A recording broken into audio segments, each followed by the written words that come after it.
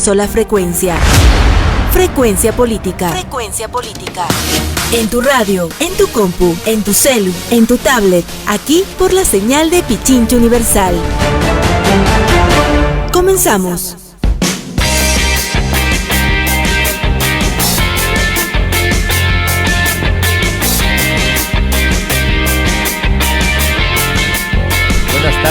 Buenas tardes con todos y con todas. Quito, Ecuador, 16 horas con 6 minutos. Como siempre lo decimos, buenos días, buenas tardes o buenas noches, donde quiera que usted se encuentre, porque nos puede sintonizar por Radio Pichincha Universal. Contentos de estar en esta nueva casa, nuestro segundo programa.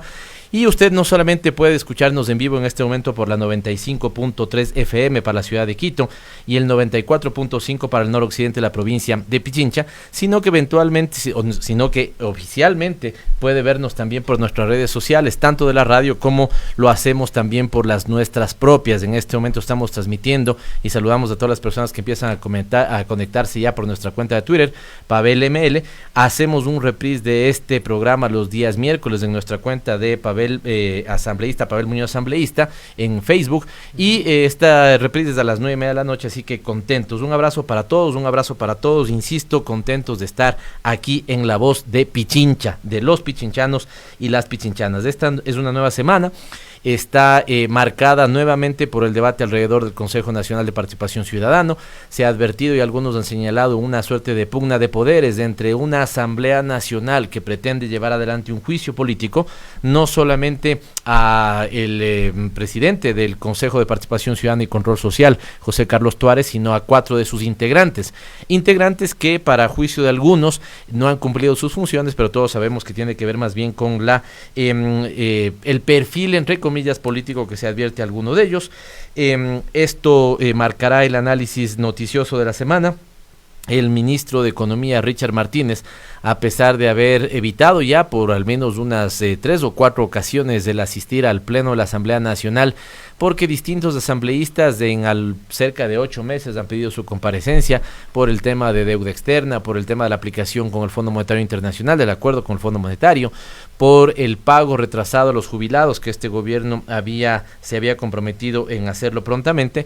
Se había evitado, insisto, algunas comparecencias al pleno de la Asamblea Nacional, y en esta ocasión al menos 2 comisiones pedirán su presencia. La una es la Comisión de Soberanía Alimentaria, para que tope temas relativos al sector acuícola, al sector pesquero, al sector agropecuario, y la de Control y Participación Ciudadana, donde el debate sobre las pensiones jubilares será un tema central. Debemos decir que, en cambio, la semana que cerró tuvo como eje central el paro nacional, movilizaciones en todo el país, convocadas por distintos sectores ciudadanos, encabezados por la Asamblea Nacional Ciudadana.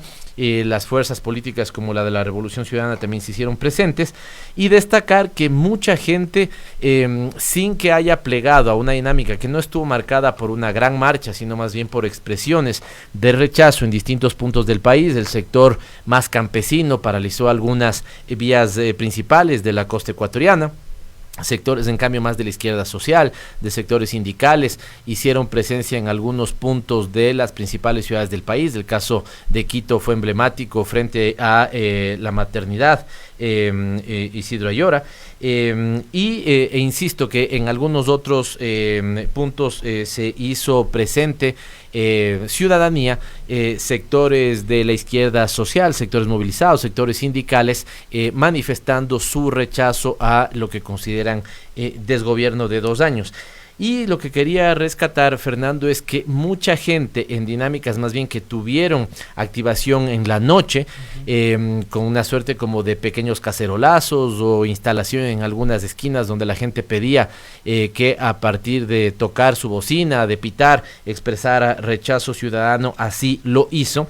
Y finalmente, de mi parte, debo agradecer. El día viernes estuve en la Universidad Técnica de Quevedo, la Universidad Estatal Técnica de Quevedo, donde tuvimos un diálogo espectacular con las autoridades, casa llena, efectivamente, porque el Club de Economía de los estudiantes de Economía de esta universidad, más las autoridades con su aval y evidentemente también con su apoyo, se organizó un debate técnico académico, como debe ser, al menos en el ambiente universitario, con 4 especialistas sobre economía y sobre lo que podría implicar para el país la firma y la implementación ya del acuerdo con el Fondo Monetario Internacional. Distintas perspectivas, pero todos coincidimos en que esto no era necesario llegar al Fondo Monetario Internacional. Algunos creen que las medidas son tibias, ahí ya voy a hacer mi discrepancia sobre ese sentido, pero tuvimos una acogida y una recepción espectacular en Quevedo, así que mi agradecimiento a todos y todas las personas que pudieron acercarse a las autoridades de la universidad y a su club de economía. Eso de mi parte. Fernando, ¿cómo estás? ¿Qué tal, Pavel? Muy buenas tardes. 16 horas con 11 minutos aquí en el sector de la Floresta, en la capital del Ecuador, en Pichincha y en todo el país. Ya que andamos en ese entusiasmo del agradecimiento, también agradecer, Pavel, a todas las personas que la semana anterior en nuestro programa de estreno se conectaron. Fue increíble la conexión, increíble la interacción de toda la gente que estuvo con nosotros, de la gente que se conectó en el reprise y de todos los portales que el fin de semana, el día domingo por la mañana, seguían reprisando el primer programa de Frecuencia Política. Muchísimas gracias. Este programa llega gracias a ustedes y es por ustedes que estamos aquí. Que Pichincha Universal le ha dado más conexiones a Mashi Rafael, dicen. Por supuesto, que ha aumentado su número de seguidores en Twitter. Algunos dicen que es por Frecuencia Política, otros dicen que es por Pichincha. Bueno, finalmente el público será el que saque sus propias conclusiones. No se olvide, querido Radio Escucha y querida Radio Escucha, usted nos puede sintonizar, y de hecho nos sintoniza en este momento en la capital del Ecuador por la 95.3 FM y por la 94.5 en el noroccidente de la capital. También lo hace por internet, por la página web www.pichinchauniversal.com.es. También lo puede hacer por Facebook a través de la cuenta facebook.com/Pichincha Universal, en Twitter a través de la cuenta twitter.com/PavelML, y también no se olvide seguirnos en redes sociales, en Facebook y en Twitter somos @FrecuPolítica. También a todos los que nos escriben, se conectan, nos dan sus comentarios y sugerencias, hágalo en redes sociales a través o con el hashtag Frecuencia Política. Y finalmente, si nos quiere mandar un mensaje de texto, hágalo a través del 09826-54084. Como ya era tradición de mi espacio lanzar o mencionar un tuit de la semana, comentarles esta publicación, si está en pantalla, de Tere Méndez. Ella dice, la periodista Teresa Méndez dice: atención, Gran Bretaña extraditará a Estados Unidos al fundador de Wikileaks, Julian Assange, para juzgarlo por espionaje, dijo el secretario de Estado Mike Pompeo. Nosotros ya hicimos la solicitud, así que él será extraditado a Estados Unidos, donde es procesado por la justicia. Pongo esto a colación porque entre los comentarios de la semana anterior había gente que nos pedía que tratemos un poco el tema de Olavine, de Julian Assange, de la ciberseguridad. Me parece muy bien, lo tendremos, si no el que viene, el subsiguiente programa de Frecuencia Política, porque es un tema evidentemente de importancia. Vuelven las autoridades del norte del continente, particularmente Estados Unidos, al país a dictarnos qué hacer y perdemos soberanía. Te pido, Fernando, que repitas el número porque quiero motivar. Dentro de poco tendremos nuestra entrevista y pedirles o ver que si pueden mandarnos algunas preguntas para nosotros poder receptar unas 2 o 3 y poder compartir con nuestro invitado. Vamos a hablar sobre temas de economía. ¿Cómo no? Con todo gusto. Lo puede hacer a través del Facebook de Pichincha Universal, a través de la cuenta de Twitter @PavelML, y ya quiere hacerlo por WhatsApp, Telegram o mensaje de texto, hágalo a través del 09826 54084, 09826 54084. Por favor, háganos llegar cualquier inquietud. 2 temas finales. A pesar de que tenemos 2 programas nada más, la empatía y la rapidez con la que trabaja el equipo de producción de Pichincha Universal es envidiable. Veo 3 muchachos jóvenes, una mujer, 2 hombres que son una bala para la producción, así que muchísimas gracias a ustedes, porque sin su trabajo no podríamos salir al aire, así que estamos profundamente reconocidos, agradecidos y les damos un fuerte abrazo. Estás escuchando Frecuencia Política, aquí por Radio Pichincha Universal.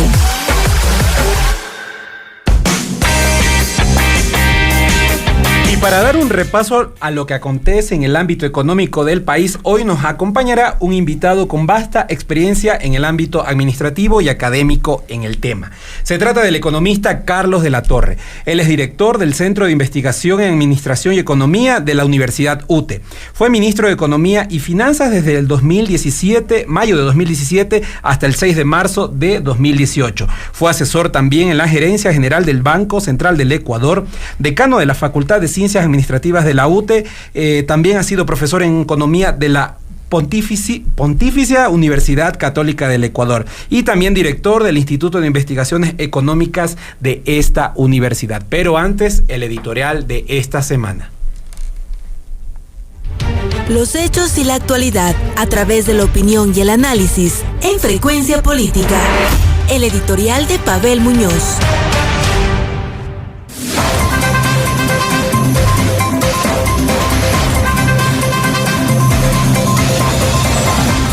Un Ecuador pesimista, con mal gobierno y que perdió rumbo. Estas son las tres principales conclusiones que podemos sacar sobre los últimos datos de opinión pública que dos encuestadoras del país presentaron estos días. Los datos son resultado de muestras para Quito y Guayaquil y una aleatoria nacional que levantaron las empresas Click y Cedatos en ese orden. El pesimismo, la frustración, la tristeza, la inseguridad o la desconfianza son los sentimientos que priman entre los ecuatorianos, pues en ese estado de ánimo se refleja el 71% de la población según Cedatos y para Click el 78% de sus encuestados. Este fenómeno es comparable con los indicadores de opinión pública de finales de la década de 90 e inicios del año 2000, cuando Ecuador atravesaba una profunda crisis económica y política. Recordemos que esos años son los mismos en los que ningún presidente electo terminó su mandato. Son los años en los que quebró el sistema financiero bancario y cerca de 2 millones de compatriotas migraron a otros países buscando un mejor futuro para sí mismos o para sus familias. Mucho influye para este ambiente pesimista un gobierno y un presidente en el que la gente no cree, en el que no le reconocen una buena gestión e incluso que no le simpatiza. Según Cedatos, al 30 de junio de 2019, la aprobación de la gestión del presidente cae a 24% y su credibilidad al 23%. Esta estrepitosa caída, desde cerca del 70%, nunca se ha detenido desde agosto o septiembre de 2017. Es decir, el matrimonio de Moreno con los ecuatorianos duró poco, no más de 4 meses. Puesto en otras palabras, el presidente Moreno lleva 20 meses en los que su aprobación y credibilidad cae de mes a mes. Click también registró la calificación que la población da sobre la situación actual del país y las perspectivas sobre el futuro. 8 de cada 10 ecuatorianos considera que el país pasa por una mala situación y el 76% cree que en el futuro cercano estaremos peor. Los principales problemas nacionales siguen siendo los mismos y se resumen en desempleo, situación económica, carestía de la vida, pobreza, deuda e inseguridad. Este hecho es importante considerar, pues las instituciones públicas están de espaldas a la ciudadanía y a esas problemáticas. Por ello, la calificación de todas las entidades públicas es terrible. Otra vez tenemos un gobierno y un Estado distante a las necesidades de la gente. No es casual que todas estas opiniones ciudadanas coincidan con otros indicadores más objetivos. Hasta analistas y medios de comunicación que no son críticos a este gobierno reconocen hoy que la pobreza afecta al 25% de la población y reconocen que este dato es el más alto de los últimos 5 años. El editorial de Frecuencia Política. Los protagonistas de la información aquí en nuestra cabina. En Frecuencia Política, la entrevista de la semana. Y como lo dijo Fernando, la entrevista es con el académico y el economista Carlos de la Torre. Carlos, gracias por estar aquí en Frecuencia Política, gracias por estar en Pichincha Universal. Y empiezo con lo más general. 2 años ya y pocos meses de iniciado este gobierno, muchos anuncios de que la cosa iría mejor. Lo cierto es que hace poco incluso veía alguna infografía de diario El Expreso y se veía, Carlos, que en el último trimestre teníamos un crecimiento de 0,6% en el PIB. Y esta era una tendencia que desde que salió el presidente Correa, incluso desde que tú estuviste en primeros meses de gestión en este gobierno, empezó empezó, digamos, a hacer una caída sostenida y no ha levantado cabeza. Las previsiones y unos promedios que se han hecho sobre lo que podría ser el crecimiento del Ecuador para el cierre de este gobierno no llegan sino al 1% en los mejores casos, en los casos más optimistas. Y en ese contexto, ¿cómo ves la economía? ¿Está mejorando, Carlos? ¿No estamos, como dicen las encuestas, hemos perdido rumbo y la cosa huele que podemos estar peor? Buenas tardes. Muy buenas tardes, gracias Pavel, siempre es un gusto estar tras de estos micrófonos y para quienes nos escuchan, lamentablemente tengo que ratificar lo que estás diciendo, Pavel. La economía ecuatoriana está ya en caída libre desde un tiempo atrás y esto no es porque lo diga yo o lo digan algunos analistas, sino porque los datos lo confirman. Vamos con algunas cifras exactas para que se entienda lo que está pasando. Producción, Producto Interno Bruto, una de las variables fundamentales que nos permite evaluar cómo se desempeñan las economías. Luego de la caída que era de esperarse de 2016 por un terremoto, precios del petróleo que bajaron a niveles de $20 por barril y que el PIB decreció en menos 1.6%, para diciembre de 2017 ese PIB ya estaba en casi 3%, 2.4% según cifras oficiales del Banco Central del Ecuador. Para diciembre del 2017 ese PIB había crecido casi al 3%. Casi al 3% después de que cayó en 2016. Es decir, hay evidencia empírica, Carlos, de que esta política donde la inversión pública juega un rol, donde se controlan un poco las importaciones para que no afectemos al aparato productivo nacional, sí estaban dando resultados y eso se puede ver con el dato de crecimiento a diciembre del 2017. Tan es así que el mismísimo Fondo Monetario Internacional, cuando los mismos funcionarios que ahora están alabando el manejo económico actual, estuvieron aquí a fines de noviembre de 2017, y eso se puede verificar. Hay una nota de prensa de Diario El Comercio del 30 de noviembre y otra nota de Diario El Universo de la misma fecha, en las que se cita al director para el hemisferio occidental del Fondo Monetario Internacional que se había sorprendido por la rápida recuperación de la economía ecuatoriana. Eso no lo digo yo, lo dijo un funcionario del Fondo Monetario. En la revista Latin Finance de marzo-abril de 2018. Esta revista cada año hace una evaluación, casi que es como la libreta de calificaciones de los ministros de Economía y Finanzas de la región. Hace una mención especial del manejo de la economía ecuatoriana durante 2017 e indica que claramente esa economía ha sorprendido y el trabajo que se hizo en términos de la conducción de la economía fue excepcional, porque no solo se logró hacer que crezca la economía, sino que se redujo el déficit fiscal del sector público no financiero en 2 puntos porcentuales del PIB. Es decir, estábamos logrando alcanzar objetivos deseables macroeconómicamente sin atentar contra el bienestar de las personas. Eso es dato del año 2017. Vamos con riesgo país. El riesgo país a fines de diciembre de 2017 logró bajar a 430 puntos. ¿Qué es el riesgo país? Es una medición que hace un banco de inversiones de Estados Unidos de cómo perciben los mercados financieros internacionales el manejo y el desempeño de la economía de los países. Mientras más bajo, quiere decir que ese desempeño es mejor. 430 puntos. Para fines del año 2018, ¿qué es lo que encontramos?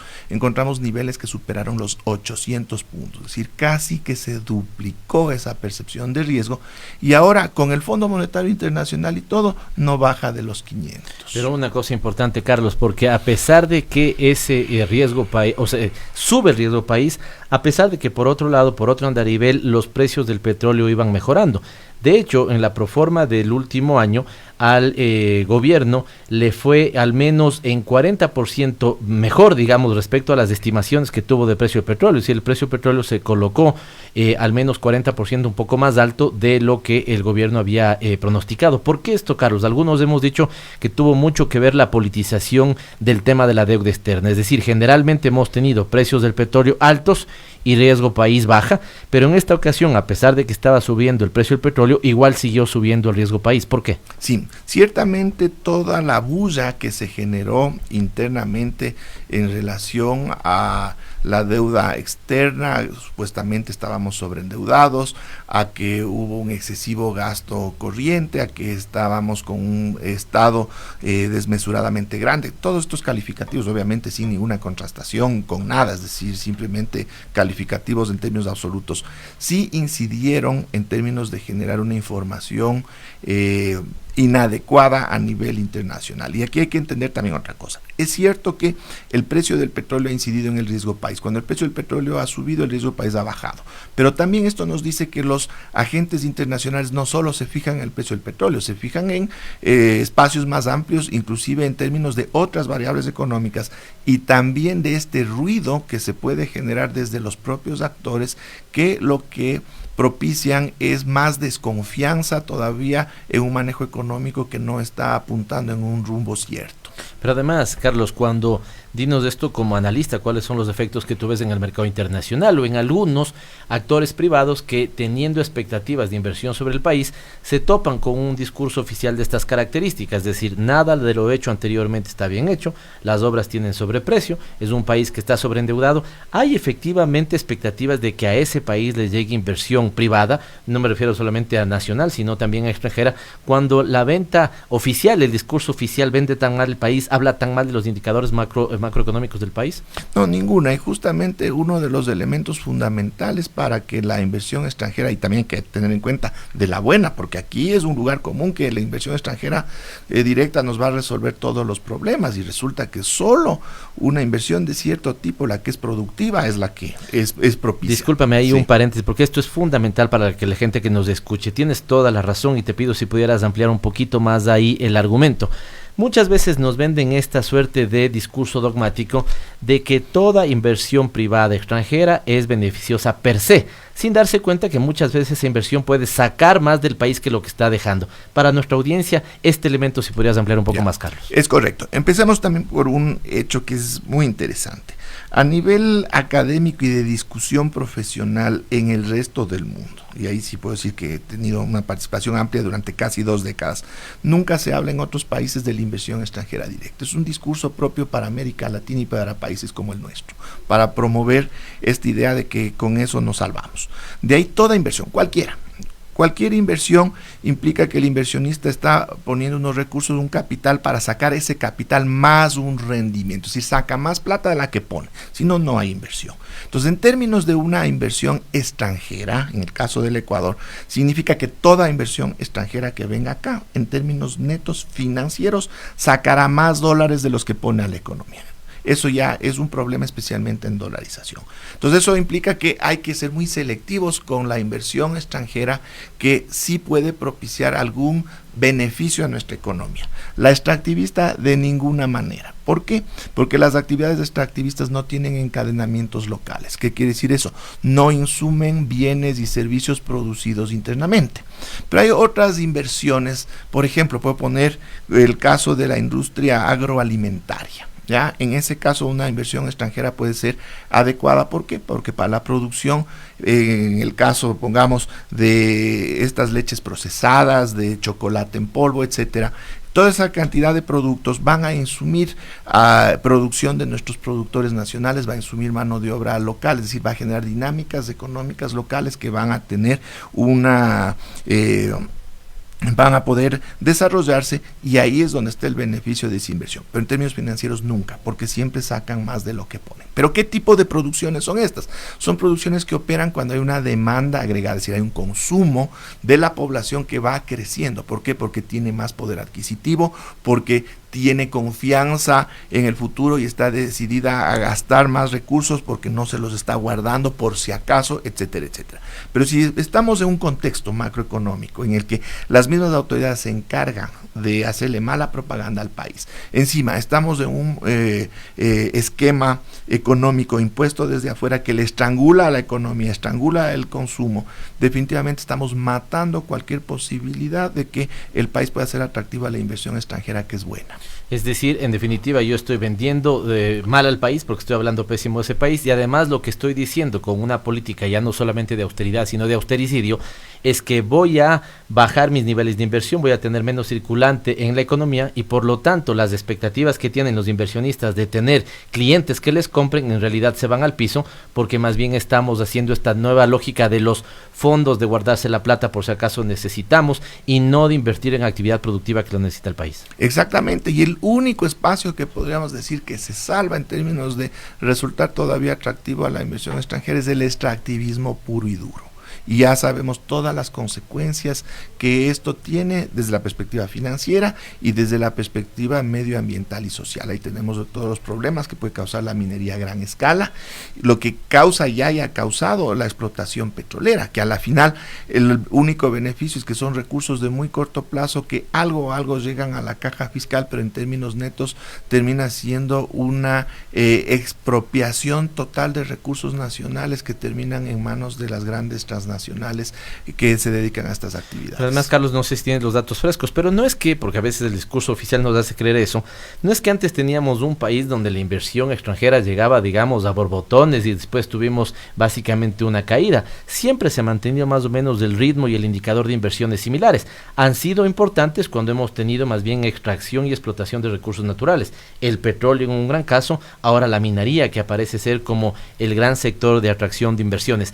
Sin embargo, incluso con el propio tema minero, el gobierno parece no despertar realmente interés en, inversionistas extranjeros, interés en los propios inversionistas nacionales. He empezado a ver la voz, además de preocupación, te voy a poner otro elemento en el tapete, la voz de preocupación, por ejemplo, las cámaras productivas del centro del país, particularmente Chimborazo, Tungurahua, Pichincha, que ante el anuncio de una incorporación sin beneficio inventario a la Alianza del Pacífico, que es básicamente, digamos, en términos comerciales, podría golpear aún más los niveles de producción nacional. ¿Coincides con eso? Totalmente de acuerdo.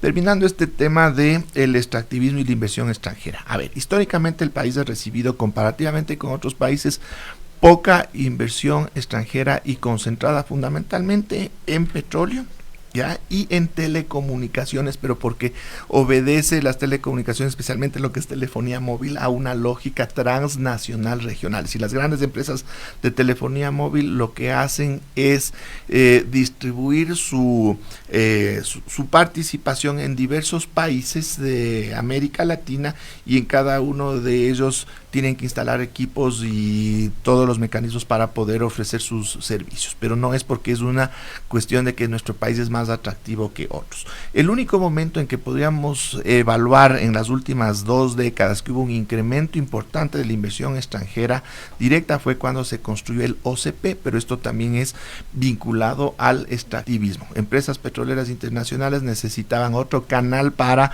poder sacar el crudo del oriente desde los campos a los que se les había concesionado, y construyeron este nuevo oleoducto que implicó durante 2 años un incremento de la inversión extranjera. Punto final. Pero ahí permíteme un paréntesis, porque Sí. esto sería importante. Si entonces esta ha sido la realidad estructural del país, que tenemos inversión realmente en sectores, digamos, de explotación de recursos naturales como el petróleo, pones un caso concreto de que la construcción de OCP fue un punto de ingreso de inversión al país, ¿por qué entonces la decisión, por ejemplo, de no seguir apostando, más aún en un país petrolero, por la construcción de una nueva refinería?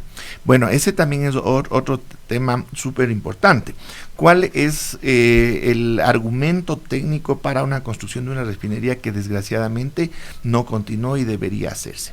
La demanda de combustibles, es decir, ya de productos refinados del petróleo en el Ecuador, supera notablemente la capacidad de refinación actual. Entonces, viene a ser una paradoja que exportamos petróleo crudo, pero tenemos que importar grandes volúmenes de gasolinas y de derivados de petróleo para poder apenas abastecer la demanda nacional. Y con eso sacamos más divisas de la economía. Exactamente. Cuando desde una perspectiva totalmente técnica, inclusive es viable una refinería con una capacidad mucho mayor a la propia extracción petrolera ecuatoriana. ¿Por qué? Porque el negocio está en incorporar valor agregado a los productos primarios, es decir, el Ecuador podría inclusive volverse importador neto de petróleo, pero exportador de derivados de petróleo. Eso hacen países de la región que no tienen una sola gota de petróleo. Es el caso de Chile, es el caso de Uruguay, otros países con petróleo, pero proporcionalmente no tanto como el Ecuador, como es el caso de Perú, de Colombia. Tienen sus propias refinerías y el negocio está en la refinación, no en la extracción y venta del crudo. O sea que económicamente era un proyecto, digamos, absolutamente adecuado para la economía ecuatoriana. Totalmente conveniente, porque eso significaría que nosotros tendríamos que o podríamos ahorrarnos cantidades impresionantes de divisas, porque ya no tendríamos que importar un crudo a precios, unos derivados a precios internacionales, sino que tendríamos que cubrir los costos locales, y ahí sin tener subsidio podríamos tener gasolinas baratas. Y además poner un pie en esto que siempre se ha hablado de una transformación de la matriz productiva, en el sentido de que podamos pasar a un siguiente nivel de producción y empezar a generar valor agregado a nuestros productos. El tema de tener asociada una petroquímica, por ejemplo, al tema de la refinería y cosas así. Pero esto que dices que fue o que estaba, que era una buena decisión económica, al final, Carlos, ¿por qué entonces todo eso se está botando a la basura? ¿Es que en este momento está priorizándose más los intereses del mercado, los intereses de algunos grupos económicos? ¿El país, a tu juicio, ha perdido un horizonte, digamos, programático de planificación que antes sí lo tenía? Efectivamente, y aquí se vincula también con lo que me preguntaste hace un momento, la Alianza del Pacífico y los impactos que tendría para el Ecuador entrar así a ciegas a un proceso de liberalización comercial. Todos estos elementos vienen desde los lineamientos establecidos desde los organismos multilaterales encabezados por el Fondo Monetario Internacional. Lo que sucede es que el Ecuador no solo ha cedido su soberanía en el manejo económico, sino que se ha hincado a los pies de estos organismos, que son quienes están definiendo el manejo de nuestra economía. Pero, ¿qué es lo que buscan estos organismos? ¿Acaso que ellos están ahí para solucionarnos la vida y lograr el desarrollo económico y social en nuestros países? No. Estos organismos fueron diseñados, y eso se puede verificar estudiando un poquito la historia del propio Fondo Monetario Internacional, del Banco Mundial, cómo surgen a fines de la Segunda Guerra Mundial, como los organismos encargados de implantar un nuevo sistema monetario y financiero internacional bajo lo que los mismos Estados Unidos denominaron un nuevo orden económico mundial. Es decir, esta nación, dada una coyuntura política, militar que se dio en ese momento, ellos sabían que tenían la sartén por el mango y definieron toda una institucionalidad económica y financiera en función del gran capital transnacional, principalmente originario de este país. Y ese es un intento moderno, podríamos decirlo así. En el siglo XIX, la imposición de las reglas de juego a favor de este gran capital transnacional se hacían con la marina de guerra de ese país. En los años 20, con la imposición de normativa económica y financiera a través de los monidoctos. Ahí vino el famoso doctor Kemmerer, no solo al Ecuador, sino Colombia, Chile, Bolivia, varios países centroamericanos. Y claro, creó el Banco Central, pero también nos impuso 4 leyes económicas y financieras para encajar la dinámica de operación de nuestra economía a esa lógica del capital transnacional. La misma lógica de ponernos la aprobación de leyes como está sucediendo ahora mismo. Tal cual, inclusive en el caso de la misión Kemmerer, ellos trajeron traductores porque las leyes ya venían hechas. Lo que necesitaban eran traductores que se sienten con los actores nacionales para traducirle en los términos criollos a la ley que ya venía hecha. Bueno, déjame decirte que ahora ojalá vuelvan a poner traductores, porque hay algunos que a pesar de que están en español no entienden lo que están queriendo aprobar, entonces los traductores siguen siendo igual de importantes. Exactamente, entonces ahí viene, vamos con los lineamientos del Fondo Monetario. A ver, ¿por qué flexibilización laboral? Porque aquí en el Ecuador no podemos devaluar la moneda porque no tenemos moneda propia. Entonces, en otros países, ¿qué es lo que se hace con las devaluaciones de la moneda? Se abarata automáticamente el costo de la mano de obra en los procesos productivos. ¿Ya? En el Ecuador, como no se puede hacer eso, tenemos que buscar precarización laboral para abaratar el costo de la mano de obra. Pero Carlos, este es un tema que a veces no se entiende muy bien, porque el discurso termina siendo un poco ofensivo, cínico a ratos, ¿no? Sí, yo como sector privado quiero ser más competitivo. El gobierno anterior te ofrecía que para ser más competitivo, por ejemplo, construía centrales hidroeléctricas y te bajaba el costo de la energía eléctrica. Ahora dicen, no, permítame explotar un poquito la fuerza laboral para que yo pueda sobre eso sentar mi competitividad. Exactamente, y se olvidan otro costo importante en la producción real, no digo en estos, no digo de las empresas o de los empresarios que se dicen empresarios, pero son simplemente mercaderes que compran barato y venden caro, digo la producción real. Uno de los factores fundamentales que genera costos son los costos financieros y no se habla ni media palabra de bajar las tasas de interés. Pero volvamos a esta lógica. Volvamos a esta lógica y lastimosamente tendríamos que ir terminando porque el tiempo es absolutamente apretado. Rapidísimo. En radio. Ya. Al reducir los costos laborales se le está también estrangulando a la economía local, a la demanda local. Entonces, ¿a quién beneficia? A los grandes exportadores, porque ellos venden afuera y no les importa lo que pase aquí adentro. 2, apertura de mercados. Así que Alianza del Pacífico, etcétera, etcétera. ¿Para qué? Para que importemos productos con valor agregado desde los grandes centros productores. Entonces vamos viendo cómo se va confabulando todo esto. Que el Banco Central acumule reservas bajo una lógica totalmente distinta a la verdadera operación del Banco Central en dolarización. ¿Por qué? Porque si todo esto falla y colapsa, si es que tenemos una situación en que la dolarización se va al suelo, para que los bancos privados puedan tener una disponibilidad de liquidez inmediata, liquidez del Estado, pero para su favor, para poder sostener a un sistema financiero en una situación crítica que se podría venir. Además, con la hipocresía, Carlos, de que ahí supuestamente quieren volver al Banco Central independiente. Exactamente. Que en su época nunca fue independiente, incluso tenían en su directorio participación de sectores privados que, digamos, influenciaban en la toma de decisiones regulatorias. Exactamente, y sin ninguna base teórica. La teoría clarísimo dice que la independencia del Banco Central estaba orientada para poder combatir niveles inflacionarios muy altos cuando había una especie de matrimonio perverso entre gobiernos y bancos centrales. No tenemos el problema inflacionario, no tenemos los problemas que definieron teóricamente esa independencia, y el Banco Central, si bien fue independiente de los gobiernos, pero fue altamente dependiente de la banca privada. Y una pregunta final, Liz, para despedirnos, y en ese contexto, a juicio de Carlos de la Torre, por lo tanto, la implementación estricta del acuerdo con el Fondo Monetario Internacional, como quiere este gobierno, ¿hará mejor o peor a la economía? Ahorita se está generando un problema, porque dentro de las disposiciones del Fondo Monetario está justamente la reforma laboral y también el cambio de la composición de recaudación impositiva, es decir, se le va a cargar ahora al IVA, quizás subiéndole el porcentaje de IVA y ampliando la base impositiva. Pero como todos estamos mirando ya, el descontento es tal que los riesgos políticos de avanzar a ese nivel de reformas laborales y de incrementar el IVA pueden ser catastróficos para el gobierno, y ya estamos viendo globos de ensayo para evaluar alternativas o al menos calmar a la población en ese sentido. Si es que no se aplican estas medidas, que es muy probable que así sea, ¿qué es lo que va a pasar? Los pocos recursos de los cuales podría disponer la caja fiscal por financiamiento desde el Fondo Monetario Internacional no llegarían, y con un riesgo país tan alto por el tan mal manejo de la economía, no tendríamos fuentes alternativas de financiamiento que sí es necesario para los siguientes años. Muchísimas gracias, Carlos. Siempre un gusto conversar con él, y es de ahí donde usted se puede dar cuenta por qué el 82% de los ecuatorianos cree que la situación del país es mala, y por qué, lo que es aún más preocupante, el 76% cree que podría estar peor. Y escuchando su análisis es evidentemente preocupante en ese sentido. Hemos terminado a tiempo esta entrevista.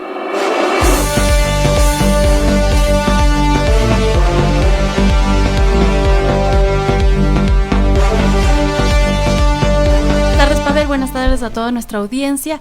Y alegría para Ecuador. Yuleisi Angulo se cuelga la medalla de oro panamericana por el lanzamiento de jabalina. Por otro lado, Glenda Morejón, la ecuatoriana, consigue otra medalla de oro por los 10.000 metros marcha en los Juegos Panamericanos de Atletismo en la sub-20 y confirma su dominio continental.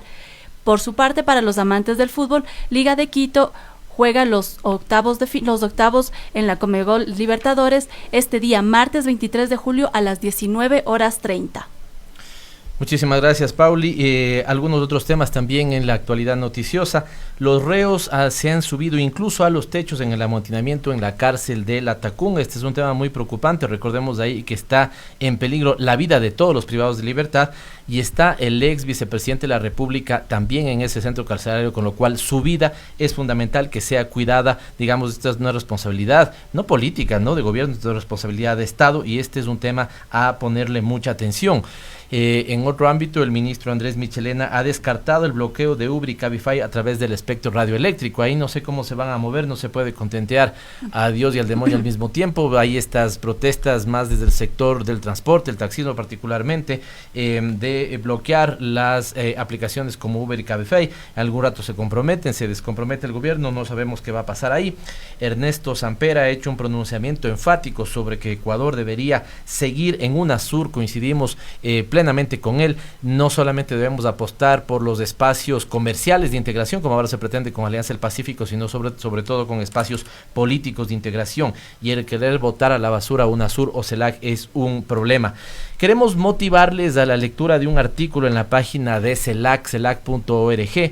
Esta es un centro de estudios latinoamericanos que 4 autores, Bárbara Ester, Camilo Bonlevider, Neri Chávez y Javier Calderón, han escrito un interesante artículo de las jóvenes promesas progresistas de la región.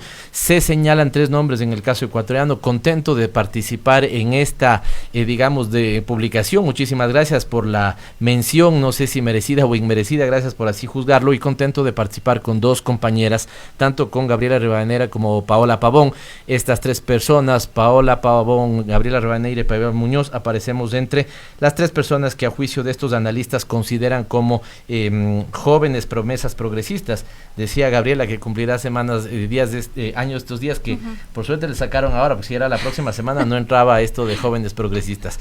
Y ya que señalamos ese tema, felicitarle a la mejor y la más amada compañera de mi parte esta semana. Mi hija me ha pedido, entre varias otras cosas, que por favor le presente un saludo. Su cumpleaños es el día viernes, así que decirle que todo lo que podemos hacer, lo podemos hacer por ella y por su hermano, y desearle un feliz cumpleaños. Perdón, este tema más personal, nunca lo hago, pero ante el pedido de quien capta todos mis sentimientos, evidentemente vale la pena. No sé si algo más, Pauli, antes de despedirnos. Bueno, les invito, ya saben, los días miércoles a las 21:30 a escucharnos, a vernos por la página de Pavel Muñoz, asambleísta, y siempre mantenerse conectados, y estamos para escuchar sus comentarios. Y reiterar el agradecimiento a todos los que hacen el programa: Fernando Ramírez en la producción, Paulina Enríquez en la coproducción. Estamos a la espera de que por su periodo de maternidad se pueda integrar ya María Belén Proaño con el minuto que da cuenta de los objetivos de desarrollo sostenible y su avance en el Ecuador. Pudieron ver que en esta ocasión ya recuperamos 2 cortes musicales para amenizar este programa, y el saludo cordial, el abrazo que hemos dado tanto para Javier Ojeda, Andrea Cataña y Ronnie Mayorga. Su trabajo en la producción es espectacular. Muchísimas gracias y nos vemos el próximo día lunes a las 4 de la tarde aquí en Radio Pichincha Universal con Frecuencia Política. Hasta el lunes.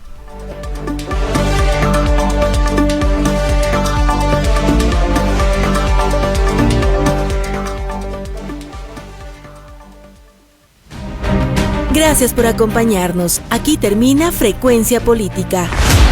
Hasta la próxima semana.